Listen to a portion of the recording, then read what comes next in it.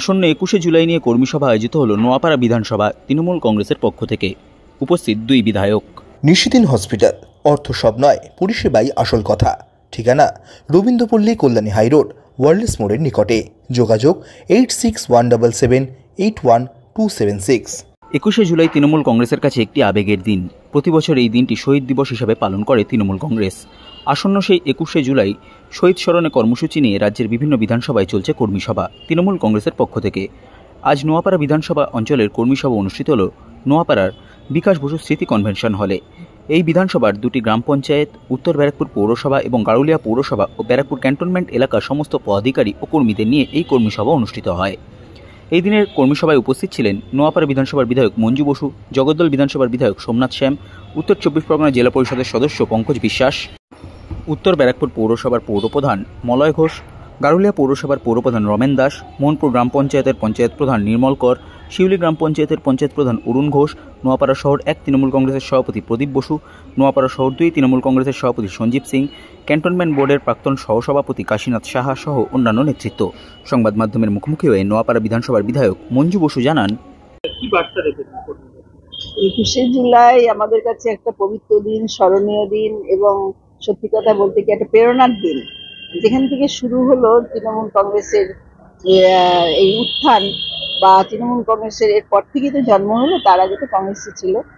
এবং এই দিনটা আমাদের কাছে অত্যন্ত আবেগ শুধু নয়, এটা পবিত্র দিন। এবং যেমন নাকি পিতৃপুরুষদের তর্পণ করে তার উত্তরসূরিরা, তাই সেই রকম আমরা তাদের আত্মার প্রতি শ্রদ্ধা জানিয়ে এবং তাদের কাছ থেকে সেই শক্তি ঈশ্বরের কাছ থেকে কামনা করি। তারা যে পথ দেখিয়ে গেছে, তাদের এই ত্যাগের পথে আমরা এগিয়ে গিয়ে আমরা আজকে তৃণমূল কংগ্রেসের এই প্রতিষ্ঠা, সেই জিনিসটাকেই আমরা করি প্রতি বছরই আমাদের রেকর্ড সংখ্যক হয়ে যায়, সমাবেশে জমায়েত ভেঙে যায়। এবছর আরো বেশি করে জমায়েত সামনে 26-এর ভোট, তার আগে কি একটা ঝালিয়ে নেওয়া? না, ঝালানো না, এটা তো আমাদের প্রতি বছর হচ্ছে। 26-এ ভোট হোক আর 30-এই ভোট হোক, এটা মমতা বন্দ্যোপাধ্যায় বিশেষ কোনো বার্তা দেবে বলে সেটা তো মমতা ব্যানার্জি জানেন, আমরা তো বলতে পারবো না কি বার্তা দেবেন। আমরাও তো অপেক্ষা করছি, শুনবো কি দেবেন।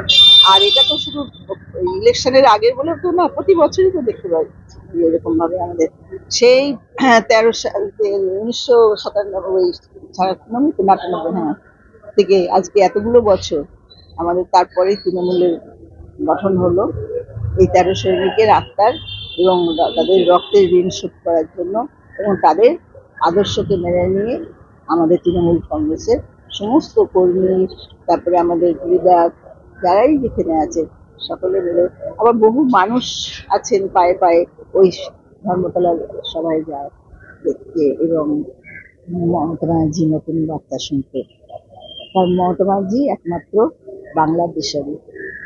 নোয়াপাড়া বিধানসভা বিধায়ক পরিষদের সদস্য মন্ডলে এবং সঞ্জীব সিং আমাদের ব্যারাকপুর নোয়াপাড়া 1 আর 2 নোয়াপাড়া, রমেন পেছনে বসে আছে, রমেন চেয়ারম্যান, আমাদের গারুলিয়া মিউনিসিপ্যালিটির ভাইস চেয়ারম্যান, সবাই আছেন।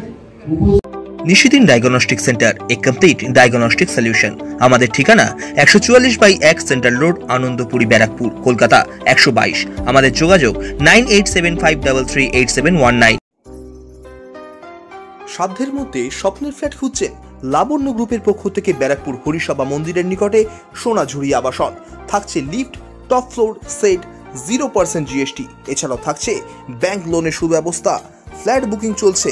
আমাদের যোগাযোগ 7278200456।